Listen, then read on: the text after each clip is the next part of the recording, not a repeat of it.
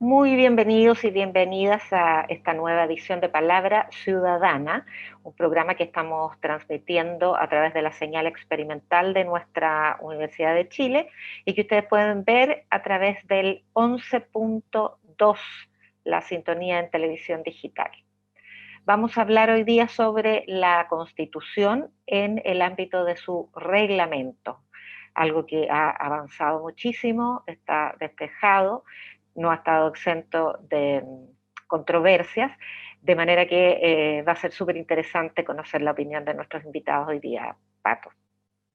Sí, esperamos que estén muy bien. Recordarles que estamos siguiendo muy detalladamente la convención a través de Chile TV, que estamos transmitiendo todas las sesiones de la Convención Constituyente como una manera también de contribuir al adecuado conocimiento por parte de la ciudadanía de lo que allí se discute, y efectivamente hemos terminado una parte que es central, ¿no? La Convención Constitucional se ha dado sus normas de funcionamiento, y es muy importante decir que el tiempo transcurrido parece poco en relación a la envergadura del desafío y a cada uno de los temas que hubo que resolver para poder acto seguido pasar al contenido, que es lo que se va a iniciar con esta segunda etapa. No es un tema menor, no tiene que ver solamente con procedimientos, sino que tiene que ver con cuestiones bastante de fondo. Yo voy a mencionar algunas, Yanna, antes de presentar a nuestros invitados, que son de las encrucijadas importantes que ha discutido la Convención. Bueno, primero el tema de los quórums, ¿no? Que es muy importante. Segundo, las atribuciones de la Comisión de Ética, de qué manera esas atribuciones pueden suponer o no coerción sobre el funcionamiento de los integrantes de la Convención. ¿Cómo garantizar la participación ciudadana? Otro tema muy importante que ha estado en boga. También el tema de las comisiones técnicas, y por último el tema de qué entendemos cuando alguien se abstiene, ¿no? Para efectos del funcionamiento de la convención. Decir nomás hasta ahora en esta parte, Yanna, que todos estos asuntos no tenían parámetros previos. Es un órgano que por primera vez opera de esta manera en nuestra institucionalidad y que ha tenido que partir, así como se dice respecto a la Constitución, con una hoja en blanco. Sí, no tenían parámetros previos en la experiencia de Chile, porque esto es una experiencia inédita, particularmente en la participación democrática por primera vez para la redacción de una constitución, pero sí ha habido experiencia comparada, y es lo que también ha permitido despejar ciertas interrogantes respecto a los altos quórum, que claro, estos requerimientos supramayoritarios constituyeron durante la vigencia de la Constitución del 80 un candado. Sin embargo, a partir de su aprobación hoy día, para sus partidarios constituyen una garantía de amplio consenso y un incentivo al diálogo. De manera que tenemos ese piso, tenemos una obligación y un deber cívico de convencionales que han demostrado ser sumamente responsables y eficientes en su tarea, además de receptivos respecto de la ciudadanía, eh, y han adscrito a una garantía de ponerse de acuerdo respecto de cuestiones fundamentales. Pero en fin, más bien nos interesa conocer la opinión de nuestros invitados, invitadas hoy día, así que quiero dar en primer lugar la bienvenida a María Ignacia Sandoval. Ella es abogada constitucionalista, es también académica de la Facultad de Ciencias Jurídicas y Sociales de la Universidad de Talca. Así que muy bienvenida, María Ignacia. Muchas gracias por la presentación y muchas gracias por la invitación y el espacio también para poder debatir de estos temas que tienen una gran incidencia e interés en la ciudadanía en general. Sí, pues bueno, tenemos tres académicos e investigadores para dar este debate con ustedes, saludar y recibir al sociólogo, doctor en filosofía, encargado del Laboratorio Interdisciplinar de Estudio en Controversias Constituyentes y académico de la Facultad de Ciencias Sociales de la Universidad de Chile, Pablo Cotete. Pablo, bienvenido. Hola, muchas gracias por la invitación. Gracias. Y bienvenido también Tomás Jordán, abogado, magíster en Ciencias Políticas de la Universidad de Chile, también en Derecho Público, con especial mención en Derecho Constitucional de la Universidad Autónoma de Barcelona, que además fue integrante del observatorio, es integrante del observatorio de la nueva Constitución. Así que bienvenido, Tomás. Un gusto de Hola, tenerte. sí, gracias. Hola, hola y a todas y muchas gracias por la invitación. Bueno, antes de iniciar la conversación, los queremos invitar a revisar un artículo para motivar el debate del día de hoy. Hoy, en Palabra Ciudadana,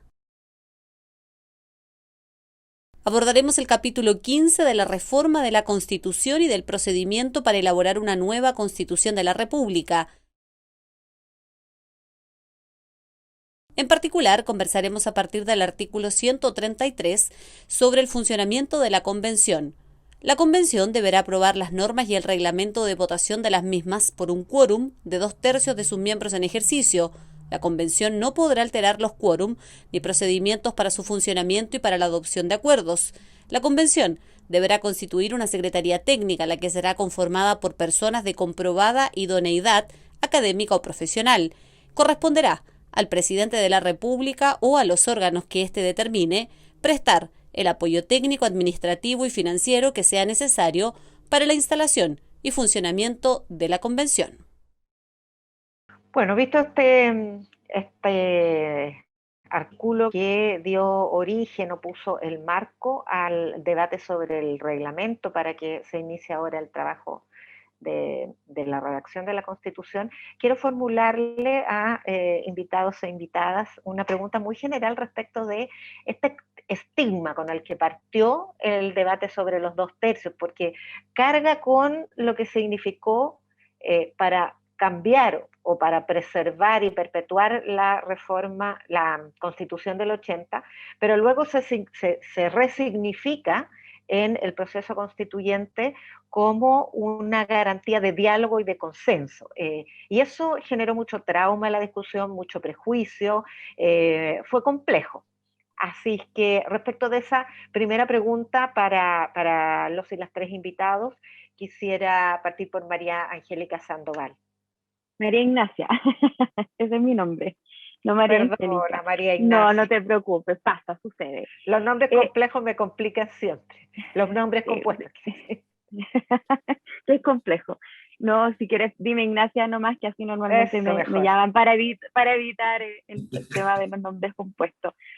Bueno, antes de entrar a la pregunta, quizás deberíamos partir con una introducción y un contexto que a mí me gusta señalar cuando se habla de las materias de los quórums y específicamente del inicio del proceso constituyente.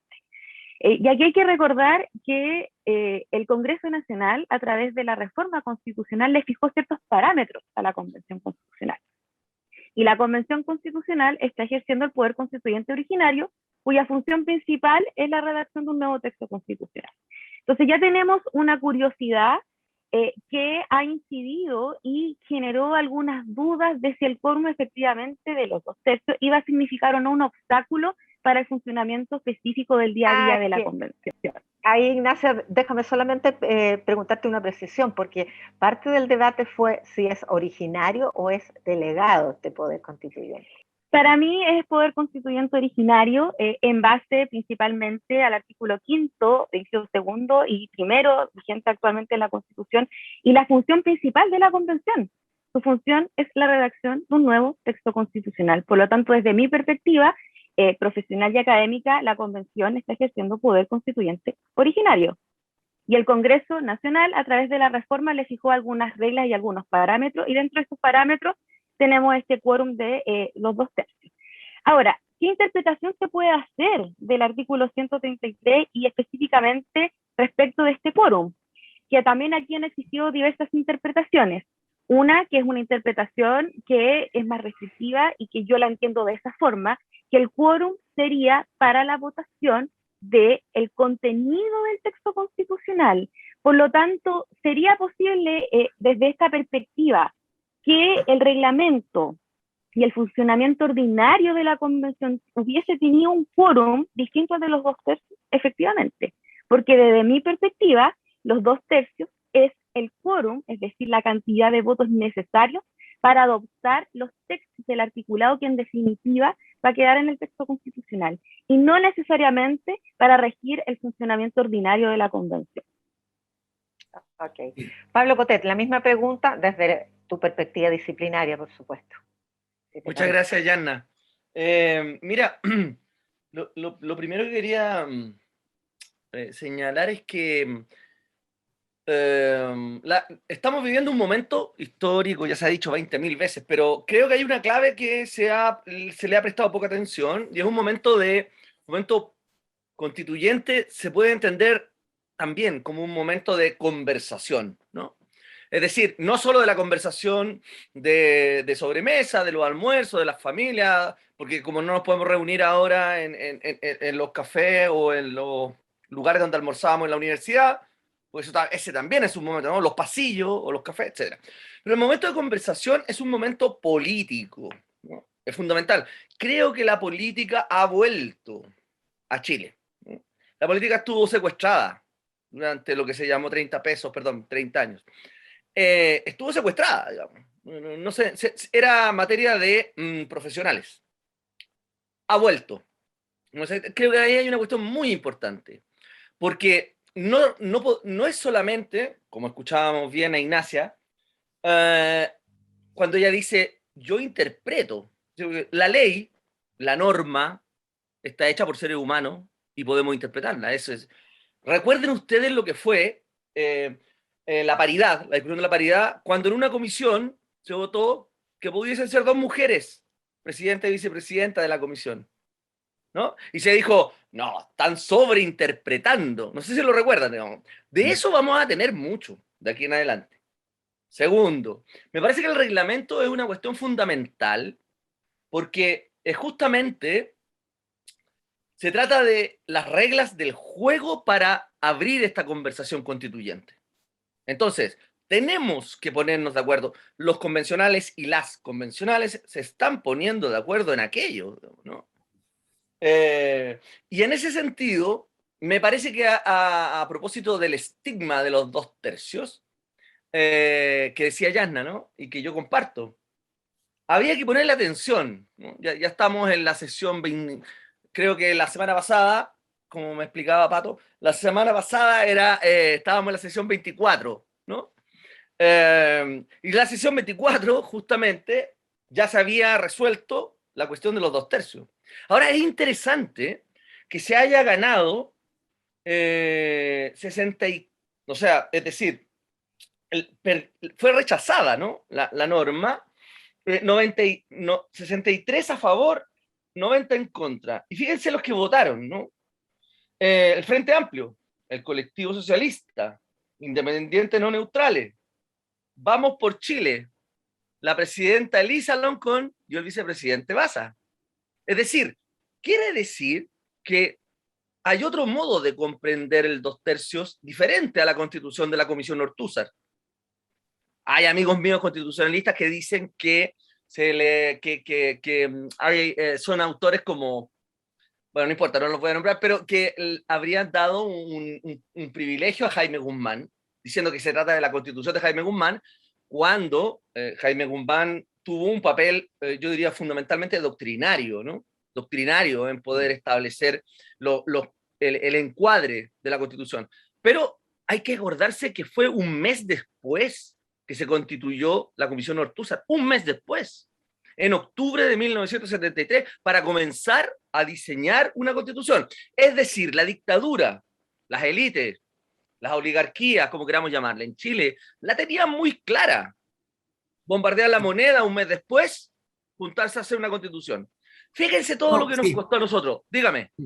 No, recoger lo que dice Pablo, porque efectivamente en el debate Yanna se refería a los traumas, ¿no? Ha estado revoloteando este fantasma de cuánto tiene que ver este quórum de 2/3 con el quórum de 2/3 anterior.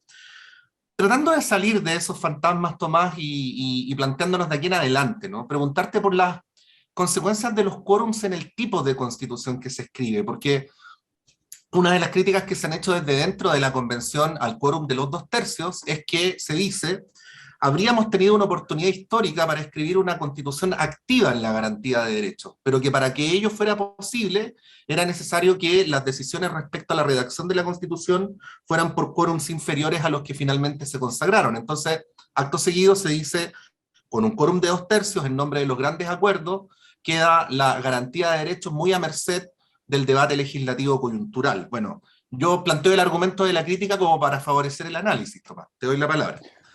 Sí, muy claro. Me tomo un poquito de lo que se venía diciendo para aclarar estos 2/3 antes y ahora.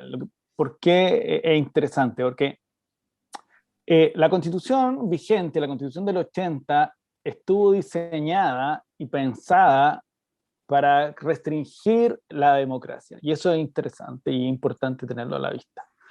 Por tanto, se sostuvo y todo un diseño en que el sistema electoral binominal tenía que, en el fondo, ningún grupo pudiese realmente llevar a cabo grandes reformas. ¿Por qué lo digo? Porque siempre tuvo a la vista, y nosotros lo pudimos visualizar en el proceso de reforma constitucional desde el año 90 en adelante, que para llevar a cabo una reforma constitucional tú requerías el acuerdo de la minoría. Y por lo tanto, el quórum de 2/3 en una constitución escrita, y cuando nadie tenía la capacidad de llegar, con suerte a veces a los 3/5, pero y menos a los 2/3, ¿ok? Los 2/3, por lo tanto, eran un instrumento protector de la minoría, que de acuerdo a cómo se visualizó todo, era la derecha al mundo conservador. Entonces, los 2/3 en la constitución vigente es una garantía para la minoría, ¿ok? Y por lo tanto, si tú quieres cambiar algo, la clave está, por ejemplo, en senadores designados, que no se pudieron cambiar hasta que la propia derecha dijo, sabe que me está perjudicando y por lo tanto en realidad le voy a dar el quórum necesario para que cambiemos los senadores designados u otras instituciones. ¿Okay? Eso es clave, porque en el fondo la minoría era el veto player, jugador de veto, y por lo tanto solo se podía avanzar si esa minoría quería. Cuando se llega al acuerdo de paz y nueva constitución y se dispone una hoja en blanco con 2/3, la figura cambia en la mitad, por decirlo así. Porque la constitución no está preescrita, pero sí, bajo la lógica tradicional, la derecha iba a lograr ese tercio más uno, más un voto. Por lo tanto, por mucho que tú empezases a escribir la constitución desde cero, te iba a poder imponer las condiciones bajo su cuerpo. ¿Qué pasó? Que el 15-16 de mayo desordenó esa configuración y ella no tuvo el tercio más uno. Y por lo tanto, ningún grupo político ni social tiene el tercio para vetar al resto. Y ahí, la hoja en blanco más estos nuevos 2/3 se reconfigura el escenario dentro de la convención como si uno lo visualizara como los distintos grupos políticos y los 2/3 al medio, lleva a la segunda cuestión, que es lo que tú, Pato, tratas, que es, en ese escenario en que hay distintos grupos políticos y ninguno tiene el tercio más uno, la pregunta es qué rol cumple, por lo tanto, los 2/3 hoy. Y ahí está la distinción entre 2/3 y 3/5, por ejemplo, que fue la propuesta del mundo PC, pueblo constituyente. Que entre más alto el quórum, tú tienes que incorporar más actores políticos para construir esos 2/3. Como vas sumando 15 más 15, por decirlo de alguna manera, porque no tienen más de esos, para llegar a 103 necesitas muchos grupos políticos, salvo la derecha, hoy día. En cambio, que los 3/5 requieres hasta independientes no neutrales. Y por lo tanto, te saltas a la lista del apruebo, colectivo del apruebo, en los 3/5 versus los 2/3. ¿Cuál es la diferencia política? Necesariamente, que la pregunta es ¿cuántos van a estar sentados en la mesa negociando? Con 3/5 se sientan menos. Y por lo tanto, tú tienes una constitución de un perfil determinado. Y con 2/3 se sienta un actor más, que son los 8 que hoy día conforman la lista del apruebo, colectivo del apruebo. Por lo tanto, la negociación que se va a dar seguramente, las negociaciones políticas siempre son de dos maneras. O transacciones, que la convención viene trabajando mucho esa línea de ir incorporando todas aquellas cuestiones que cada uno de los actores quiere, o por punto en común, que hay un asunto que estamos de acuerdo y nos empezamos a negociar cómo lo fraguamos. Cualquiera sea el camino, lo claro está, y con esto cierro, que los actores que tienen derecho a una silla para lograr esos 2/3 incorporan a un actor más que son. Entonces, por eso dice, la Constitución, entre comillas, debería ser, a juicio de los críticos, menos, voy a ocupar la palabra transformadora, porque hay un actor que es más moderado. Pero la clave está en el proceso negociador. Si tú quieres que la Constitución perviva en el tiempo, es decir, que se supere a sí misma la temporalidad, tiene que identificar a todos aquellos actores, a la mayor cantidad de actores para poder sobrevivir. No sé, cito un ejemplo, el Pacto Constitucional Europeo, concurrieron socialdemócratas, socialcristianos y liberales, propios del siglo XX. Es decir, de la izquierda a la derecha configuraron las constituciones europeas. La única manera en que han durado más de 50 años. Vigente. Ignacia, ahora sí. Quisiera que pasáramos a otra dimensión de la Constitución que sí la va a acompañar hasta su término, hasta el plebiscito de salida, de hecho, que es la participación ciudadana. Porque uno de los aspectos del reglamento que también se aprobó fue el plebiscito dirimente, que de todas maneras requiere una base de acuerdo para someter a plebiscito, que son estos 3/5. Pero hay muchos mecanismos de participación en la experiencia comparada, quiero decir, recuerdo haber leído un documento del PNUD que justamente le compartió a los constituyentes y las constituyentes, donde mencionaba, por ejemplo, encuestas deliberativas, ¿no? Que es un mecanismo de investigación social puesto a disposición de la convención. Otra manera es una que se da espontáneamente con, por ejemplo, cabildos que sean llevados o iniciativas populares de constitución. En fin, son experiencias que se han dado en distintas convenciones o en distintos incluso procesos de deliberación política. ¿Qué importancia tienen? Considerando que la Constitución ya tiene un mecanismo ratificatorio plebiscitario, democracia directa sobre todo, y que además solo va a durar un año. Entonces, en un año es un poquito complejo estar haciendo plebiscitos y además requieren leyes de por medio. ¿Cómo ves tú, Ignacia, eso? Y en general, ¿cómo lo ven nuestros otros invitados? A ver, el tema de la participación es un tema súper importante y que también quizás partir por el contexto de cómo está visualizada la participación en la Constitución vigente. No está comprendida como un derecho. De hecho, las instancias de participación y específicamente de participación ciudadana vinculante son bastante restringidas. Entonces, esta es una mirada distinta que tiene que ver con la inclusión y de integración de sectores que han sido históricamente discriminados en la toma de decisiones públicas.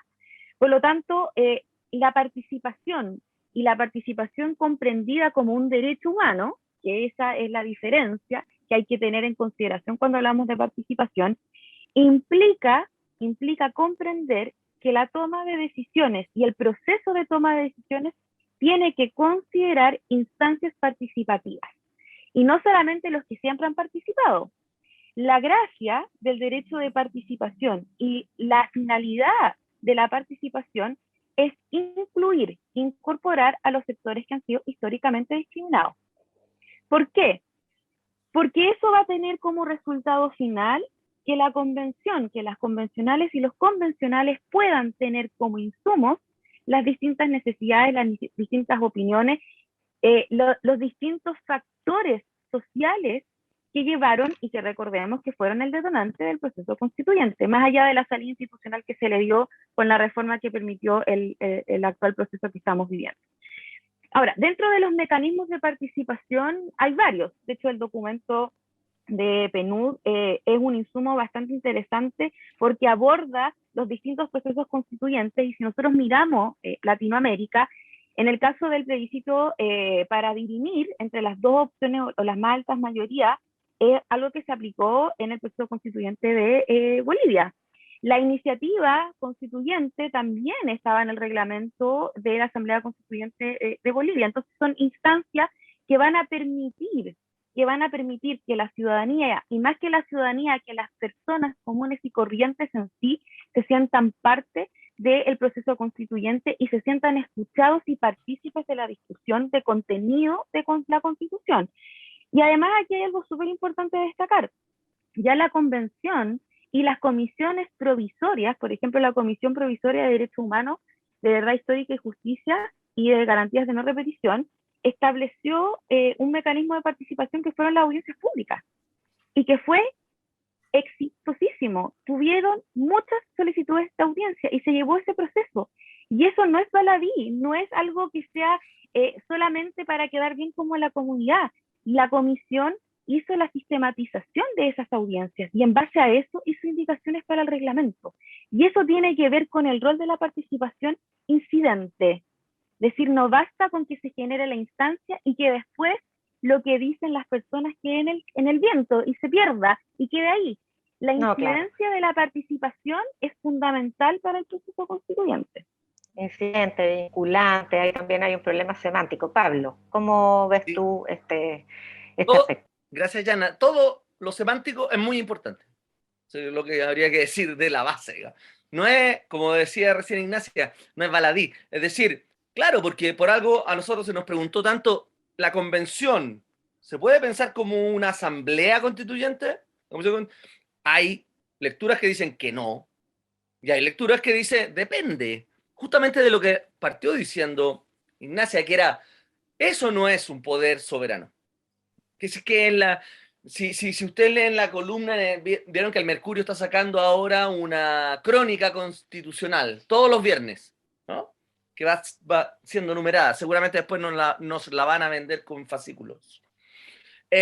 Ahí hay una columna de Carlos Peña, el 17 de septiembre, en que plantea un artículo de 1969, ¿no? De un abogado constitucionalista inglés, Alf Ross, en la revista Mind, en que plantea la paradoja. ¿Cómo yo puedo, a propósito de los 2/3, ¿no? ¿Cómo puedo formular una norma sobre la base de una norma que quiero abolir? Pero es la única que tengo para poder formular otra norma. No sé si se entiende, ¿no? Bueno, ¿por qué creo que la participación es lo único que permite darle legitimidad a operaciones, voy a decirlo así, jurídico-administrativas? Es la participación ciudadana. Eso me parece a mí que es fundamental. En nuestro laboratorio y la Universidad de Chile, que ha aportado a ello a través de un Chile Constituyente, a través de la red interdisciplinaria de la Constitución, nuestro propio laboratorio, en su aporte humilde de controversias constituyentes, ha permitido mostrar, y nosotros hemos participado, ¿no?, de una red para la participación en la Constitución, 37 organizaciones, ¿no? Ahora nos toca participar, Momento Constituyente, etc.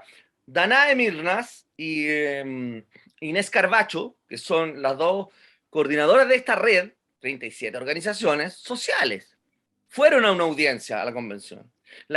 Nosotros veníamos trabajando hace 2 años sobre claves para la participación. No es casual, porque hay que tener en cuenta esta cuestión, ¿no? El cambio es así, digamos. Tenemos un primer plebiscito, 80% apruebo, 20% rechazo. Tenemos en ese mismo plebiscito, ¿no? Convención mixta o convención absolutamente democrática y ciudadana. Gana 80% de nuevo. Después viene la elección que sorprende a todo el mundo. Y se ha dicho, la convención es lo más parecido a Chile que hay.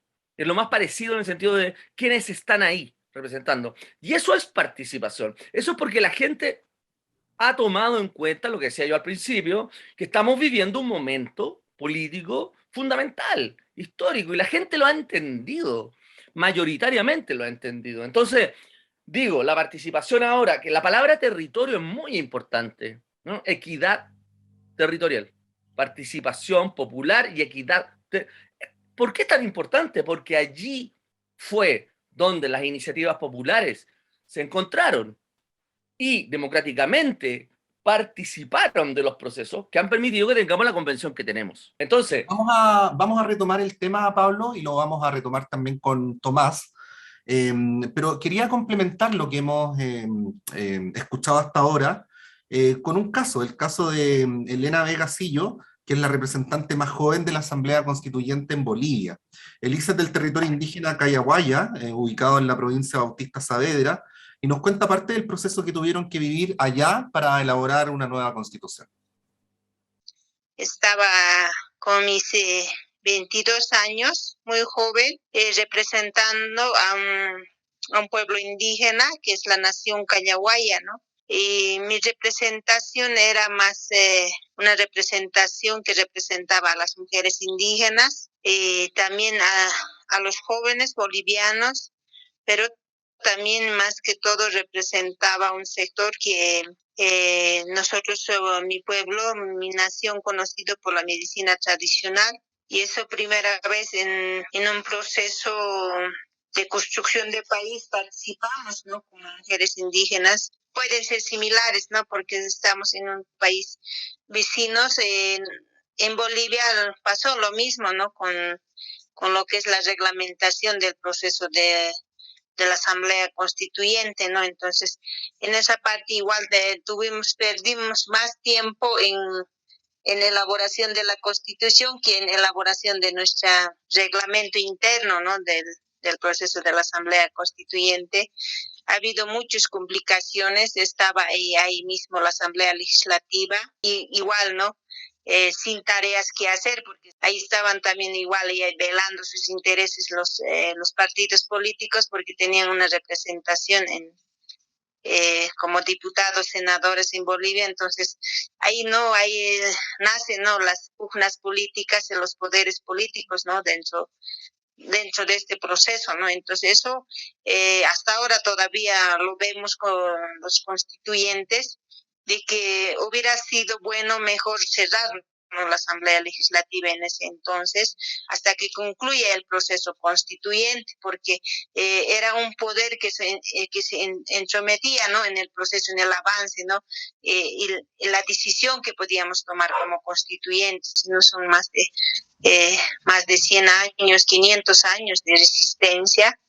Entonces, yo creo que en Chile es un proceso, no es cuando tengamos una constitución ya todo esté solucionado el problema social, ¿no? El problema político, ¿no? En Bolivia pasa lo mismo, ¿no? Después de más de 14 años de implementación de la nueva constitución política del Estado, de muchas normativas, ¿no? Que nos garantiza como derechos de los pueblos indígenas. En los últimos conflictos de 2019 hemos visto que todo ese odio, ese racismo, discriminación hacia los pueblos indígenas ha renacido, ¿no? Entonces ya con su otra forma de modernidad, ¿no? Entonces yo creo que esto nos va a costar un proceso, ¿no? A muchos países, porque todavía vivimos en un escenario muy individualista, muy capitalista, no muy patriarcal, ¿no? Entonces yo creo que son estos procesos, ¿no? Que todavía apostamos post-constituyente en Bolivia. Yo creo que en Chile va a pasar lo mismo, porque eso vemos, ¿no? Con nuestra propia experiencia como pueblos indígenas, como mujeres, ¿no? Y que representamos a los sectores sociales.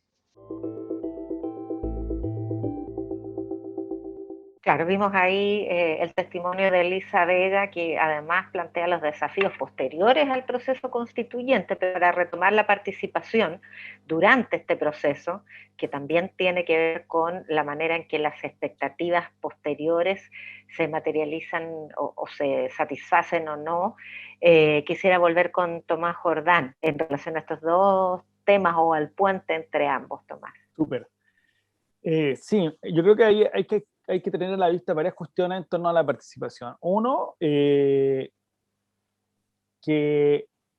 hay una crisis de representación muy profunda.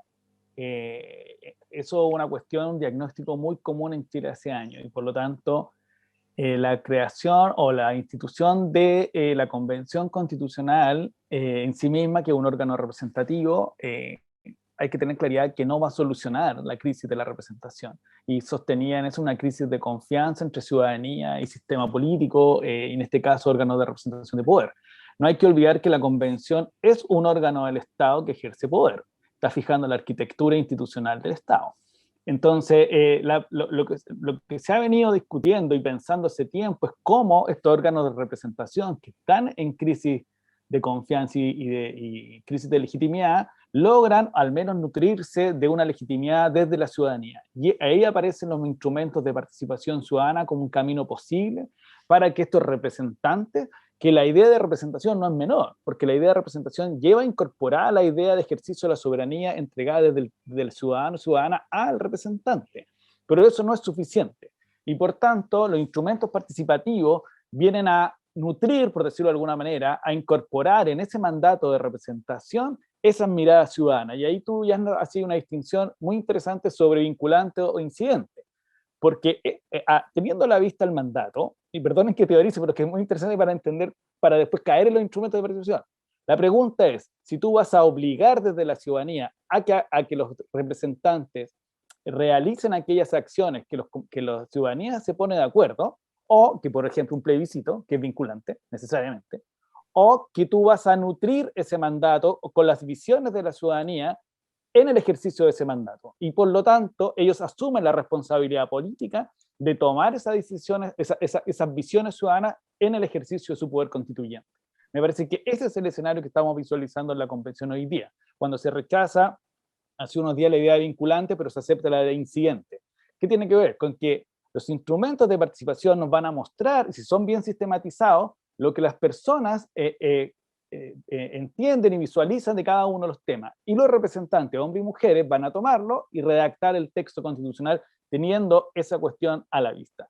En ese sentido, necesariamente tiene que haber un equilibrio entre representación y participación. Y ahí, y creo que es parte también de la discusión interna de la convención, en la primera parte del desarrollo reglamentario aparecen todos los instrumentos participativos. Pero tú también decías una cuestión ya hace un segundo o un minuto atrás, que tenemos un tiempo muy acotado. Nos van a quedar básicamente 9 meses para redactar el texto constitucional sumándole los 3 adicionales. En ese sentido, cabe que los constituyentes tienen que, y van a tener que tener a la vista qué instrumentos son los más adecuados para equilibrar ciudadanía y representación. Y ahí cabe no solamente hay la idea de, por ejemplo, iniciativa popular, sino también de poder llevar a cabo el mayor estándar participativo, que es la deliberación entre convencionales y ciudadanía. Porque Ignacio citaba las audiencias públicas, cuestión que es muy relevante, pero es el eslabón uno dentro del proceso participativo, que es escuchar. Yo escucho a las que le tienen que decir las personas. Otro es que yo le consulte lo que yo hago. Otra cosa es que las personas empiecen a incidir en mi discusión, e inciden de 2 maneras: iniciativa popular de ley y deliberación, que el reglamento dispone estas jornadas temáticas que básicamente se podrían transformar en jornadas deliberativas entre los convencionales, hombres y mujeres, y la ciudadanía. Y ahí cumple 2 objetivos también. ¿Quiénes participan? Por un lado, tienen que participar los interesados en dar sus visiones, porque esos son los que están interesados en el proceso, y como decía Ignacia, también los excluidos. Es decir, aquellos que no tienen la capacidad de llegar, pero sí que los tienen que dar la posibilidad de participar y por lo tanto de deliberar junto con los convencionales. Y en esa manera se armaría, se logra un proceso constituyente deliberativo, que es el más alto estándar participativo entre ciudadanía y convencionales. Creo que por ahí es el camino. Y sobre lo que pasa en Bolivia, un ejemplo a seguir, y ella nos advierte, hay un momento posterior a la convención que va a ser largo, de adecuaciones normativas, de reformas legales. Cuando se hablaba hace tiempo atrás, unas semanas, de refundación de Carabineros, más allá del problema que en sí mismo va a haber una discusión futura sobre la nueva institucionalidad de seguridad, obviamente, pero también hay un ejemplo a seguir también en Bolivia al contrario. La participación pública boliviana, nosotros la investigamos en el observatorio hace un año atrás, hubo 60.000 documentos que quedaron guardados en una pieza, nunca se leyeron, y nunca se sistematizaron. Ese es el desafío también, de ser procesada, sistematizada y tenerse a la vista. Sí, quería llevarlos a otro de los temas importantes que han estado en discusión respecto al reglamento, que es el rango de acción de la Comisión de Ética, ¿no? También a la luz de lo que han tenido otros organismos de la República. Por un lado, una mirada según la cual esta comisión tendría la responsabilidad de cuidar a la convención de comportamientos inadecuados, y ahí se han hecho planteamientos, por ejemplo, respecto al negacionismo o respecto a el modo en que se incurre en mentiras, y se ha planteado en ese contexto muy fuertemente el debate sobre el caso de Rodrigo Rojas Vade. Pero por el otro lado se plantea que una posición muy activa o una cantidad de atribuciones excesiva, lo voy a decir así, de la comisión podría derivar en comportamientos que los propios convencionales de Chile Vamos en algunos casos han definido como autoritarios o dictatoriales. Ahí quería preguntarte, María Ignacia, ¿cómo ves esta disyuntiva, estas 2 miradas que se han producido en torno al funcionamiento de la Comisión de Ética en la Convención? en realidad, a ver, creo que hay que buscar un punto medio entre las dos miradas. La función de la Comisión de Ética básicamente es velar que los convencionales y las convencionales actúen respecto de los mismos parámetros de conductas y de probidad y de transparencia y de publicidad que se están discutiendo en el reglamento. De hecho, el reglamento tiene un apartado referido a los derechos y los deberes de los convencionales.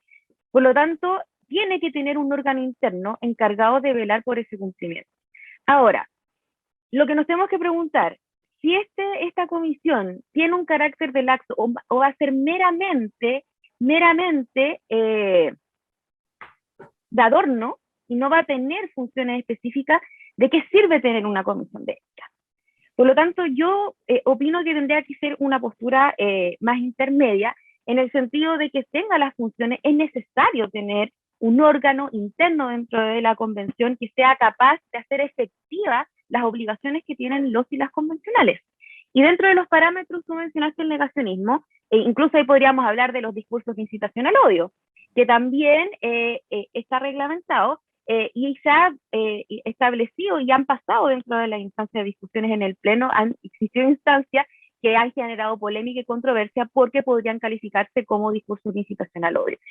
Dentro de una convención constitucional, y si establecemos y también considerando los principios rectores de la convención, específicamente el enfoque de derechos humanos y la protección de grupos vulnerables, el enfoque de paridad, a la autodeterminación de los pueblos indígenas, todos esos principios, y específicamente en materia de enfoque de derechos humanos, llevan a entender que no pueden haber conductas de que sean negacionistas o que inciten al odio, porque eso es contrario a los derechos humanos. Y así lo han dicho innumerables ocasiones organismos internacionales referentes a la materia. Por lo tanto, yo creo que tiene que haber un órgano interno y ese órgano interno tiene que velar por el cumplimiento del estándar de comportamiento que se le tiene que exigir a los y las convencionales como representantes de un poder del Estado. Para Pablo era la pregunta en relación a lo que sostiene Ignacia. Estos requisitos éticos, bases éticas o mínimos de conducta para convencerles se van a proyectar como un precedente para el resto de las instituciones, o sea, no quedan ahí, más allá de que la norma es respecto de ellos, es un precedente histórico, de hecho. Pero también tiene ciertos alcances que puedan ser autoritarios, más allá de mínimos, como el odio. En la Alemania, justo por el trauma nazi, existe legislación respecto del odio, pero en mi país no existe, y se deja a la sanción de la opinión pública, por ejemplo. Entonces, que se proyecten estas normas ya aprobadas a la institucionalidad nueva y a la cultura que emana en Chile respecto a esta adaptación, ¿qué precauciones nos tendría que llegar a tener? Me parece muy interesante la cuestión del autoritarismo. Hannah Arendt, después de ir al juicio de uno de los criminales nazis más importantes de la época, juicio que se hace en Israel, escribe ese libro, La banalidad del mal, ¿no? que es la cuestión justamente de la operación. Digamos. O sea, la defensa del criminal era, yo cumplía órdenes. Eso ya lo hemos escuchado nosotros. Bien, la cuestión que hay ahí un problema ético fundamental, digamos. El otro caso que se me ocurre rápidamente es el texto de Derrida sobre la tolerancia, políticas de la amistad, en que se pregunta hasta dónde los tolerantes toleramos al intolerante, digamos. O sea, ¿cuál es el punto en que la tolerancia escucha, atiende, porque de eso se trata la tolerancia, atiende, acoge? La palabra idiota que se ha puesto de moda hoy es empatía. Otro día podemos hablar porque me parece que es una palabra idiota, pero se trata de tolerancia. Bueno, ¿hasta dónde la tolerancia está disponible para posturas intolerantes? Esas son las cuestiones del autoritarismo, me parece a mí, y del totalitarismo que pueden impregnar un código de ética. Me parece que el ejemplo y el caso del militar Arancibia fue un caso muy, muy clave en esta cuestión. Creo que debiese sentar algún precedente para la elaboración del reglamento, en el sentido de que el sentido común indicaba cómo es posible que un miembro de una junta militar, después senador designado, responsable de violaciones a los derechos humanos, forme parte de una comisión de los derechos humanos. Va la pregunta, están los dos casos, ¿no? La banalidad del mal y los límites de la tolerancia sobre la intolerancia. Me parece que la resolución que hubo ahí, y sería muy interesante averiguar, ¿no? Algunas noticias tiene uno, de cómo fueron esas negociaciones, para que ese señor se mantuviese en esa comisión, ¿no? Entonces, creo que ahí hay algo interesante de la convención que está elaborando, que está metabolizando para poder elaborar, para poder formular el reglamento de ética. Y lo último que digo es que se ha dicho que algo así como la discusión que lleva la convención ahora, la semana pasada, el jueves 30, era la sesión 25, ¿no? Que es donde efectivamente se aprobó en ese momento la cuestión del negacionismo, ¿no? Entonces, la pregunta sería, ¿cuántos de los reglamentos podrá incidir, podrá permear la discusión de las normas constitucionales propiamente tal? Creo que ahí hay una cuestión interesante que no se ha publicado, no se ha conversado, no sé si me explico. Es decir, se ha dicho, no, todo esto es previo. Todavía la convención no se dedica a lo que tiene que dedicarse, que es a escribir una nueva constitución. Se lo han llevado hablando de reglamento. Sí, sí, sí, señores, pero es que ese propio ejercicio, habría que preguntarse, ¿cuánto de ese ejercicio permeará, ¿no?, a la hora de redactar las normas constitucionales? Creo que esa es una pregunta muy interesante y para la cual tenemos, en el caso de la Comisión de Ética y del Reglamento de Ética, que es uno de los 4 reglamentos que se están discutiendo, marca precedente. Gracias. Sí, Tomás, quería... Yanna. sí, es que respecto de este mismo tema, veo a Tomás tomando nota, entonces, no, pues comentar lo que han dicho la invitada y el otro invitado. Tomo nota todo el rato, de una manía, la verdad. Está bien. Sí, yo quiero participar por lo que ¿Puedo señala agregar una Pablo, que me pregunta parece. a Sí, las notas que obvio, estás obvio. tomando, Tomás, Perdón. para que la puedas abordar? Si, Sí, si es de Yanna verdad. No, mira, que es lo siguiente, Yanna dijo algo muy interesante respecto al tema de los precedentes. Yo Sí, estaba revisando el funcionamiento de la Comisión de Ética de la Cámara de Diputados y prácticamente no sesiona. De hecho, los puntos de tabla son siempre tratar materias propias de su competencia, lo cual es una manera de delatar de que no tiene puntos de tabla. Entonces, este tema del precedente, ¿no? ¿De qué manera nos podría instar a una concepción distinta de las comisiones de ética en las instituciones de la República? chuta, sí, es que hay varias cosas. Yo creo que voy a tener un matiz, yo creo, en el siguiente sentido. A ver, la convención se veía a sí misma, y digo en pasado, como con un alto estándar ético público. Me parece que ese es el aterrizaje de los convencionales en su espacio de constituyentes.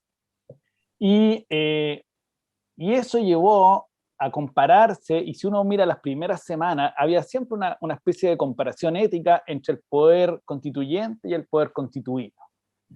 Por distintas razones, este poder constituyente era mucho más prístino que los constituidos.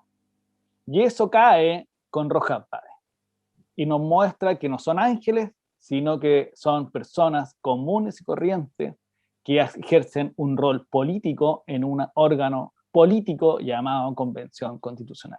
Y hasta ese momento, si nosotros nos fijamos, la discusión de la Comisión de Ética era muy relevante respecto al estándar que se le iba a exigir a los convencionales, bla, bla, bla.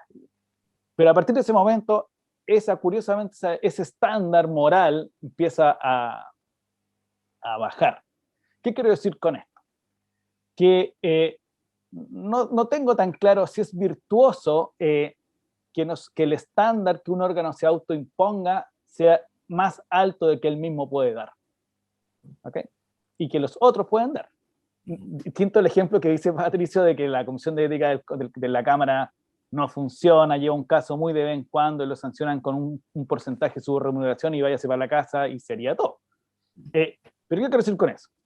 Que eso se tiene que cruzar con una cuestión que es relevante a mi juicio, que es lo prioritario en la convención es el principio deliberativo. Es decir, que es una convención que tiene que saltar hacia el futuro, demostrarnos que es posible hacer política, es decir, la discusión política. Y eso, con la dimensión ética, lleva, y ahí puedo estar en diferencia con algo, a que la restricción sea la menos posible para que la discusión se produzca. Y ahí Pablo dice una cosa que es interesante, que es cuánto de esto va a influir en la discusión. Y él tiene razón si lo sigo bien, que lo que hemos venido viendo hasta ahora no es solamente un asunto reglamentario, sino es el preámbulo de las discusiones de fondo. Entonces, cuando yo quiero tener una cultura de derechos humanos hacia futuro, es necesario que el texto constitucional también nuevo diga que hay un principio rector o un deber de todos nosotros del respeto irrestricto a los derechos humanos. Pero eso solo se puede dar, creo yo, si hay una deliberación profunda en la convención, en la comisión temática de derechos fundamentales, sobre lo que somos, lo que hemos sido, los errores que se han cometido y lo que no jurídicamente y políticamente y éticamente se tiene que dar. Porque ahí, cuando hablamos de derechos fundamentales, muchas veces uno lo mira como jurídicamente, ya, está bien, políticamente, pero también hay otra dimensión, que los derechos corresponden a una posición ética sobre en la sociedad. Y por lo tanto, esa mirada, para poder tenerla, porque voy a decirlo así, más concretamente, si nosotros somos todos buenos, entre nosotros se va a dar una discusión entre buenistas, ¿no? Y nos vamos a encontrar la razón, pero para que haya deliberación de verdad, tienen que estar también los otros. Y eso es lo necesario para poder afirmar nuestra idea de que la dignidad, la libertad, la igualdad, el pluralismo, son valores sustanciales en el texto constitucional futuro. Entonces, y ahí podemos fijar el marco que se viene, y en el sentido de que vamos a aceptar a los intolerantes en nuestro ordenamiento jurídico futuro, a lo mejor no, pero para eso es necesario deliberar. Entonces, yo fijaría y espero que la operatividad de la convención lleve a que las sanciones la sanción ética sobre los convencionales sea por excepción, sea en el caso dejar avanzar la deliberación y solo en aquellas cuestiones muy profundas o complejas opere esta comisión de ética. Por lo tanto, sería más bien, le pediría como el principio, ya que se habla tanto del principio de la convención, como el principio de inhibición, que se inhiba lo más posible.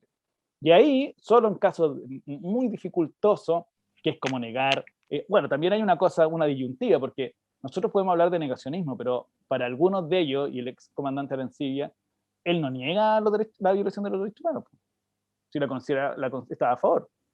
Entonces el negacionismo en sí es más bien aquellas posiciones éticas inaceptables. Me parece que ese es el estándar que la Comisión debería abogar.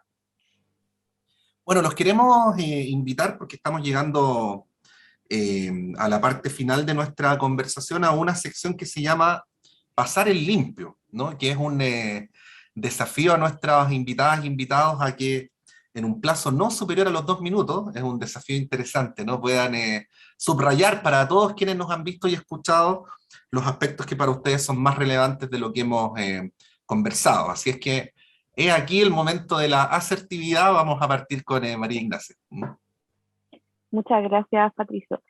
Yo quiero destacar dos cosas. Primero, la participación, creo que es totalmente relevante, y hago un llamado a las personas, a las organizaciones territoriales, que sean partícipes del proceso, ¿ya? Es súper importante porque le da legitimidad finalmente a la propia discusión y a la deliberación del contenido constitucional. Y tomándome un poco, y esto aquí me salgo un poco del protocolo, pero me gustaría también hacerme cargo de lo que acaba de decir Tomás, de cómo incide el reglamento en la futura discusión de contenido. Y yo creo que ahí, principalmente la primera parte, que tiene que ver con los principios del reglamento, eso evidentemente va a tener una incidencia en la discusión de fondo. Cuando se habla de enfoque de derechos, cuando se habla de la paridad o la perspectiva de género, cuando se habla de la descentralización, todos esos elementos que están en el reglamento van a ser parte de la discusión de fondo. Y eso da cuenta de un cambio en la perspectiva de cómo comprendemos, por ejemplo, los derechos humanos, ¿ya?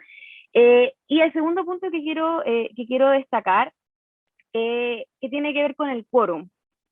Si bien los 2/3 en un principio fue comprendido quizás como una herramienta de obstáculo, en lo que hemos podido ver del proceso de funcionamiento de la convención, hemos visto que los acuerdos que se han logrado han superado con creces los 2/3. Por lo tanto, si en principio teníamos como ese temor de que podía servir como un obstáculo, como una barrera para lograr acuerdos, por ahora yo mantengo una posición más como positiva de que en definitiva, a pesar de que no logró prosperar los 3/5, los 2/3 hasta ahora no han significado un obstáculo para lograr consenso. Yo creo que eso es una luz al final del túnel que nos puede permitir ver que específicamente, sobre todo en materia de derechos humanos, que fue el detonante de las exigencias y demandas sociales que llevaron al proceso, pueden tener las respuestas que la ciudadanía espera.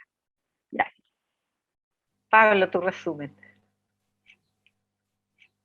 Mira, mi resumen. Primero, yo creo que quisiera decir 4 cosas. Uno, estamos ante un órgano constituyente, se está discutiendo si tiene o no el carácter soberano, como al principio nos recordó Ignacia, al principio de nuestra conversación de este programa, y por supuesto que eso forma parte propiamente de el carácter deliberativo, yo quisiera decir como de última generación.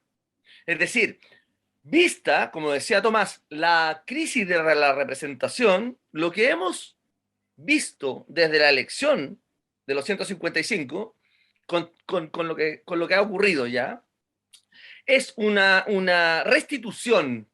Por una parte, es una restitución destituyente, me parece a mí, ¿no? Es una restitución de la posibilidad de un órgano soberano que represente Chile. Y en ese sentido, en segundo lugar, me parece que lo que hemos visto es un preludio, no es pérdida de tiempo como se nos ha dicho, es un preludio, es una manera de ejercitar la deliberación, ¿no? Y creo que a las claras hemos visto las maneras de resolverlo creativamente, ingeniosamente y sobre todo democráticamente. Eso, en tercer lugar, no nos quita las amenazas. Las amenazas van a ser, ya sabemos, Vamos por Chile ya anunció que va a la Corte Suprema por el plebiscito dirimente, ¿no? Va a ir a la Corte Suprema. Ok, vamos a seguir teniendo amenazas. Y esas amenazas, en cuarto lugar, solamente se pueden enfrentar con más democracia. Esa es mi opinión, digo, más democracia en la convención y más democracia respecto de lo que la convención escuche a las organizaciones territoriales, locales, ciudadanas, como decía Ignacia recién. Menos de 2 minutos. Muy bien, Pablo Cotetti, muchas gracias. Le vamos a dar la palabra a Tomás Jordán para sus 2 minutos. Tomás. Sí, yo creo que en menos de 2 también. Pero quiero partir así, lo que se viene en relación a lo que hemos hablado. Yo creo que el vicepresidente Vaz ha dicho que a partir del 18 de octubre vamos a empezar la discusión de fondo, y me parece que están dadas todas las cuestiones para tener una discusión de fondo muy profunda en sí misma. La aprobación del quórum nos dice que va a ser un acuerdo trabajoso, que no va a ser fácil, va a ser bastante difícil llegar a esos 2/3. Claramente va a haber presión para que esa disyuntiva entre 3/5, plebiscito de dirimente y 2/3 no se produzca, porque va a ser muy disruptiva dentro de la convención. Entonces yo creo que ahí hay un rol clave que van a cumplir los actores articuladores, que hasta el momento ha sido más bien Frente Amplio, el colectivo socialista, que han tenido un rol muy articulador, y creo que ahí viene un camino que hay que tenerlo a la vista. 2, que lo que hemos dicho acá es clave, que sin participación ciudadana no va a haber una legitimidad del trabajo en la convención. Y esto de cara, no hoy día, de cara al plebiscito de salida, porque los convencionales tienen que trabajar para el plebiscito de salida, y por lo tanto la incorporación temprana e incidente de la ciudadanía es clave en eso. Y 3, que lo decía Ignacio y también Pablo cuando hablábamos de la importancia del trabajo de hoy día, es que si nosotros visualizamos, que no tratamos textualmente, pero quiero decirlo, si nosotros miramos las comisiones temáticas del reglamento general, yo creo que ya tenemos previsualizado el índice de la nueva constitución. Y por lo tanto los elementos que hemos hablado hoy día van a ser cómo ese índice se va a ejecutar en concreto y y cuál va a ser la intensidad de cada tema. Me parece que ahí hay un punto que tendríamos que tener a la vista para las próximas semanas. Así que por ahí me quedo. Muchas gracias. Muy bien, después de este resumen que han hecho nuestros invitados, nuestra invitada, vamos a hacer nuestro propio esfuerzo para decir que en síntesis es muy importante la participación de la ciudadanía. Los principios del reglamento van a tener una incidencia en la discusión que se viene. Los 2/3 hasta ahora no han significado un obstáculo para alcanzar consensos, al contrario, se sorteó esa barrera. Estamos ante un órgano soberano que tiene que representar a todo el país. Este es un proceso de creación del reglamento, o fue un proceso de creación del reglamento del tipo preludio de lo que viene. Nos dio una muestra de cómo se va a venir a partir de los días venideros el debate. Existen amenazas, como quiere refrendar los acuerdos en la Corte Suprema o impugnarlos, y esta amenaza tiene que ser enfrentada con simplemente más democracia y más participación. La discusión de fondo tiene que ser profunda, va a ser muy difícil a los consensos, y es importante el rol de actores y actoras socialmente articulados. Tiene que haber una participación ciudadana para darle más legitimidad a este texto, con miras al plebiscito de salida también, que es el cierre. Y las comisiones que se aprobaron van a dar cuenta ya de una suerte de índice o temario de esta nueva constitución que se ha ido configurando. Quiero agradecerles a los invitados, a la invitada por haber participado en este debate. Se nos hizo corto como siempre, ya tendremos oportunidad de reencontrarnos para seguir comentando este largo y muy interesante y democrático proceso que estamos viviendo. Así que, pues muchas gracias María Ignacia Sandoval, abogada constitucionalista, académica de la Facultad de Ciencias Jurídicas y Sociales de la Facultad de Talca. Que estés muy bien, Ignacio. Y agradecer, muchas gracias. Sí, agradecer también a Pablo Cotet, académico de la Facultad de Ciencias Sociales de la Universidad de Chile. Muchas gracias, Pablo. Muchas gracias también a ustedes. Lo corto siempre es bueno. Así es. Y lo mismo para el abogado Tomás Jordán, magíster en Ciencias Políticas de nuestra universidad, con mención en Derecho Constitucional de la Universidad de Barcelona e integrante del Observatorio de la Nueva Constitución. Tomás Jordán, muchas gracias. Muchas gracias, lo pasé muy bien, estuvo buena la conversación, así que buena. Encantado. Sí, bueno, y tenemos la ilusión también de que ayude a que se comprenda mejor este debate constitucional y este momento que es tan inédito en la biografía de todas nosotras y nosotros. Recordarles que estamos transmitiendo para todo el país y en la región metropolitana a través de Uchile TV, a través del canal 11.2 de la señal digital, para que nos acompañen permanentemente con los contenidos de nuestra programación. Y también contarles que si se han perdido algunos de los capítulos anteriores, ya están disponibles en la cuenta de YouTube de la Universidad de Chile, en uchile.cl, en el Twitter y Instagram de Uchile TV, que es Uchile TV, también en Facebook y en el correo electrónico, por si nos quieren escribir, por cierto, canal uchiletv@uchile.cl. Gracias por acompañarnos y nos vemos en un próximo capítulo de Palabra Ciudadana.